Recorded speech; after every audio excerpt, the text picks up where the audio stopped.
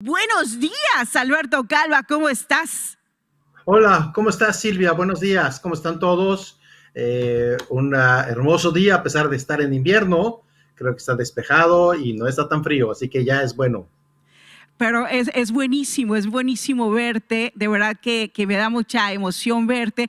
Como yo les había platicado, amigos, bueno, pues Alberto Calva es asesor financiero, es director de una firma consultora que se llama Acos Consulting, pero también es ingeniero industrial, ha sido asesor de cientos y cientos y cientos de empresas, no solamente en Canadá, en México, sino en diferentes partes del mundo. Por eso nos tomamos el atrevimiento de preguntarle a Alberto Calva, por favor dime, bueno, ¿cómo piensas que va a pintar este 2021 para América? Desde la América septentrional, desde el norte hasta la Patagonia. ¿Cómo pinta para nosotros este año? Mira, yo creo que si nos regresamos al 2020, y no lo quiero ya ni recordar, pero el 2020 fue un año atípico totalmente, y cuando digo atípico es muy importante lo que estoy diciendo. Atípico es, sucedió algo que nunca habíamos vivido. Es decir, los economistas, como bien dijiste, yo soy ingeniero de profesión, tengo una maestría en economía, por eso hablo de nosotros los economistas. Yo creo que a nosotros los economistas nunca nos había tocado vivir algo así. Las crisis se daban por otras razones, por circunstancias de mercado, se sabía cómo actuar, pero nunca habíamos tenido una crisis que fue provocada por el mismo ser humano, o sea, nosotros mismos la provocamos tratando de combatir un virus. Si fue lo correcto o no, eso lo sabremos a lo mejor en 3, 5 años, 10 años, no lo sé, pero es una situación donde no sabemos cómo actuar. Y en general, fue una recesión y una situación difícil, de baja actividad económica para todo el mundo y para todos. Hay quienes ganaron, cierto, pero en general fue una situación difícil para todo el mundo. Y el 2021, ¿cómo pinta? Yo diría, y lo insisto, he insistido mucho con clientes con los que me he reunido en estas semanas, el 2021, mi palabra ahorita es incertidumbre. Es decir, no sabemos qué puede pasar. Nuestro deseo es que todo se recupere muy rápido y puede suceder, pero también las situaciones que empiezan a darse cosas en las que no estamos preparados. Y yo quisiera hablar un poquito de algunos conceptos, algunos números claros en lo que es básicamente tres conceptos: lo que es el COVID, el coronavirus, lo que es el crecimiento de las economías y lo que es la situación política. Y quiero referirme básicamente al continente, no puedo hablar de todos los países, pero voy a tratar de tomar ahora los países más representativos. Cuando hablamos de COVID, siempre hay la duda de que si los números representan la realidad o no, y es muy válido, son estadísticas, y definitivamente en una estadística siempre faltan datos por conocerse, ¿no? Entonces, en un determinado momento, la estadística puede ser que no esté registrando todos los casos, ¿no? Y no necesariamente todos los fallecimientos que se están dando por COVID. En países como Canadá, donde hay un sistema centralizado de salud, y donde hay mucho orden, es más probable que los datos sean bastante más certeros que, voy a irme a lo extremo, a lo mejor que un país africano, donde aparentemente no hay casos, pero sabemos que en la realidad sí hay casos. Entonces, eso puede ser una situación que es importante. Por Pero supuesto. algo que vamos a tomar ahorita para darnos una idea es, hablemos de los casos por fallecimiento por cada 100,000 habitantes en los países. Es decir, sí es cierto que puede haber gente que ha fallecido y que se le ha registrado con otra razón, que eso puede ser tanto por errores en los sistemas de información como por cuestiones de políticas. Hay gobiernos que están tratando de que sus números se vean mejor, ¿no? Pero dentro de todo, una muerte es una muerte, y eso, pues al final de cuentas, no va a ser tan fácil de esconder. Y si habláramos de esto para darnos una idea, fíjense, el número de muertes por cada 100,000 habitantes a nivel mundial es 27 personas. O sea, 27 por cada 100,000, ¿ok? Ahora, el número más grande, el país que trae el número más grande de muertes, es básicamente Italia, que trae 136 muertes por cada 100,000 habitantes. Tengan en mente esos números, 27 y Y 100, 136, ajá. ¿no?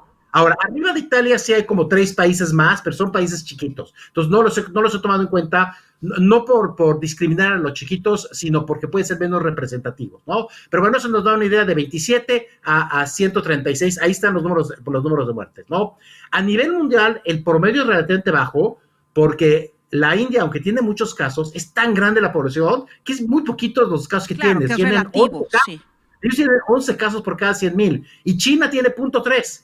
Y entre la India y China tienen casi el 40% de la población mundial. Entonces, también si nos quitáramos, ese promedio subiría. Pero bueno, eso nos da una idea. Ahora, si tomamos ese 136, ¿cómo estamos en América? El más alto es Estados Unidos, con 122 muertes por cada 100,000 habitantes. Después sigue Perú, con 121. Después seguiría España con 113 y México con 112, ¿no? Después está Argentina con 102, Brasil con 100, Colombia con 98 y Chile con 93. O sea, Chile es el que en esta lista es el que menos tiene, pero aún así muy por arriba de la media. Entonces estamos hablando que estamos entre 93 y 122. Y esta cifra yo la tengo porque yo hago mis cierres normalmente estadísticos en el fin de semana, el sábado, pero la noticia ayer es que parece ser que por cada 100,000 habitantes ya el número 1 es Perú, seguido de México. Entonces, tenemos que cuidarnos. Y sí hay una alta probabilidad que los datos en México y en Perú sean menos confiables que los de países más desarrollados que tienen mejores sistemas de estadística. Y aquí también Estados Unidos no tiene un sistema centralizado de salud como Canadá que hace más sencilla la estadística. Entonces, el caso de Canadá creo que es bastante confiable. Ahora, no he mencionado a Canadá. Canadá solo tiene 49 casos por cada 100,000. O sea, Canadá trae más o menos una tercera parte de lo que trae Estados Unidos. Entonces, eso nos habla mucho, una vez más, de lo que tenemos aquí. No estoy diciendo que hay que bajar la guardia, pero porque las tasas de crecimiento en Canadá han sido muy altas en los últimos 2 meses. Semana tras semana tras semana, hemos estado en los primeros 5 lugares en nuevos casos. Entonces, sí hay que cuidarnos. Pero en general creo que vamos bien y se entiende por qué tenemos cerradas las fronteras, etcétera, etcétera, etcétera, ¿no? Ese tipo de cuestiones, ¿no? Entonces, ese creo que es la primera situación que hay que tener en mente. Esa es la primera, Alberto, perdón. Entonces, ahí tengo, ¿no? O sea, este impacto del COVID. Y ahora, ¿cómo lo traduzco de acuerdo con estos números? Pues a los bolsillos de la gente que vive en Argentina, en Perú, en Chile, en México, en Canadá, en Estados Unidos. Y fíjate que ese es el punto. Aquí el problema del COVID, insistiría yo no me dedico a las cuestiones de salud, ni soy médico, ni soy infectólogo, ¿no? El punto aquí es que esto es incertidumbre. El problema de el COVID es que no sabemos qué va a pasar, no sabemos cuál es el futuro. O sea, hacemos proyecciones, pensamos. Yo me he equivocado muchas veces con esto del COVID diciendo en tanto tiempo esto ya se va a corregir, etcétera. Es decir, estamos viviendo situaciones que no conocemos. Ahora, ¿qué va a pasar con la economía? La economía normalmente hablamos del Producto Interno Bruto, el PIB, lo que en inglés llamamos el GDP, Gross Domestic Product, que esa es la producción de bienes y servicios que se da en un país y que buscamos medir cuánto se está generando en un país tiempo con tiempo. Y se están dando muchas noticias de las tasas que se espera que vayan a crecer las economías en 2021. Y yo le voy a decir a todo el auditorio, tengan mucho cuidado con eso, porque eso nos puede complicar las cosas o darnos información falsa. ¿En qué sentido? Que hay que verlo con una historia. Si tú te caíste de 100 a 90, aunque vuelvas a subir 10%, no vas a llegar a 100, vas a llegar a 99. Entonces, hay que tener mucho cuidado. Entonces, si yo hago un acumulado desde 2019, y hago 2019 porque hay que tener en mente que en 2019 México y Argentina ya estaban en recesión, mucho antes del COVID. COVID. Teníamos crisis, ¿cierto? Ya teníamos una recesión México y Argentina, ¿no? Entonces, si juntamos si juntamos 2019, 2020 y 2021 y lo acumulamos, obviamente 2020 es preliminar o estimado y 2021 son las proyecciones de la OCDE, ¿no? De este organismo internacional. En ese caso podríamos decir que Estados Unidos esperaría que acumulado en estos 5 años va a crecer el 5%. Es la economía que más va a crecer. Y hay que tener en mente esto porque es un gran motor, especialmente para los dos países que tiene cerca, claro, Canadá y México. Para Canadá y para México, sí. México para nosotros, estos dos países, es su principal cliente. Canadá exporta el 80%, lo manda a Estados Unidos, México el 85%. Entonces, obviamente, el que esté bien la economía es importante. Chile, acumulando esos 3 años, sería el segundo 1.9%. Y Canadá, esperaremos acumulando esos 3 años 1.5%. Son los únicos de esta lista, son los únicos 3 que traen un acumulado positivo. ¿no? Ahora, no hay que perder de vista, cuando yo digo 5%, 1.9, 1.5, acumulado en 3 años, que también la población está creciendo año con año, por lo tanto, así como para que haya una mejoría, a lo mejor va a ser hasta el 2023 en estos países. Pero bueno, Brasil se espera que acumulado en esos 3 años va a caer la economía, menos 0.4 en forma acumulada. Colombia, menos 2%.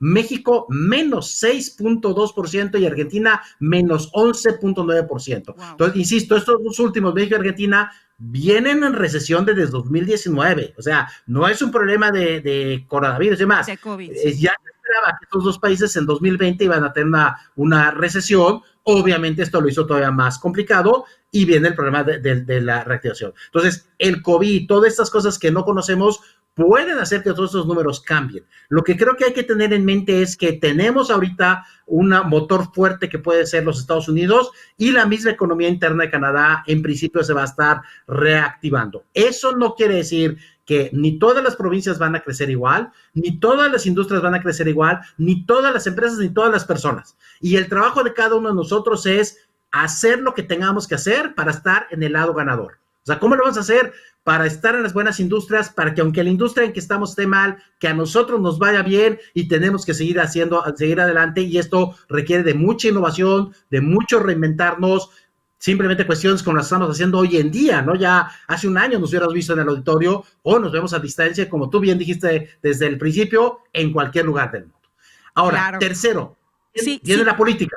Alberto, tenemos un minutito, pero esta parte yo te la quiero dejar de tarea, ¿no? Que en otra ocasión pudiéramos hablar acerca de cómo estar del lado ganador. Pero cerremos rápido con esta parte política. La política es muy rápido porque tampoco me puedo meter en detalle. Es decir, Canadá, cuestiones políticas, en cualquier momento puede haber que se llame a elecciones, ¿no? Esto ya fue importante, incluso no lo voy a comentar, pero hay una caricatura muy simpática ayer en el National Post sobre Trudeau pensando en cuál debe ser el perfil del nuevo gobernador general, ¿no? Bueno, entonces sí, en cualquier momento sí la vi. Y ahí están, está, por ejemplo, Chris, el otro astronauta, sí la vi. Está, el conservador, sí. Muy divertida. Todo eso ya nos causó un cambio, o sea, nos está implicando cambios políticos y puede haber elecciones. Esto va a haber, pero ese es el sistema canadiense, un sistema parlamentario. El caso de Estados Unidos ya llegó Biden, ¿de acuerdo? Yo creo que ni Trump ni Biden para mí son los candidatos, ¿no? O sea, aquí es mucho y a veces parezco negativo, pero yo creo que no ganó Biden, yo creo que perdió Trump. Y entonces hay que también estar cuidadosos de finalmente cómo va a funcionar Biden, ¿no? Ya por lo pronto ayer ya nos hizo una que no nos gusta, ¿no? O hace 2 días, que fue el poliducto, ¿no? Entonces, obviamente eso no nada más son los empleos que genera, yo creo que el desarrollo de toda la región de Canadá y Estados Unidos le está pegando, pero bueno, esas son las locuras que hacen los políticos porque tienen que cumplir sus promesas de campaña, tienen que hacer una serie de cosas. Probablemente más adelante lo va a revertir, pero ahorita ya nos está pegando. Y no sabemos también el señor Trump qué tanto más va a seguir teniendo efecto. Yo no creo que se acabó la era Trump. Yo creo que no olvidemos que el 48% de los americanos votaron por Trump, y eso, por 47%, eso va a ser importante. Bueno, claro. Perú tiene elecciones en abril, México tiene elecciones en junio, muy importantes porque se reelige la mitad del Congreso y eso va a implicar buena parte si el presidente actual, Andrés Manuel López Obrador, mantiene la mayoría del Congreso o se le ponen más límites, ¿no? Argentina tiene elecciones en octubre, Chile en noviembre, Brasil y Colombia hasta 2022. Entonces va a haber que estar siguiendo también estos cambios políticos que se pueden dar en los diferentes países. Alberto Calva, como siempre, muchísimas gracias, y yo los invito a que sigan de verdad todo lo que hace a través de Acos Consulting, comparte información muy interesante. Y Alberto, bueno, pues que tengas una mañana preciosísima y que este 2021 lleno de incertidumbre, bueno, también traiga cosas buenas y nos debes esa plática de cómo pasarnos al lado ganador. Muchísimas gracias. Claro, sí, gracias Silvia, saludos a ti y muchos saludos al auditorio. Gracias.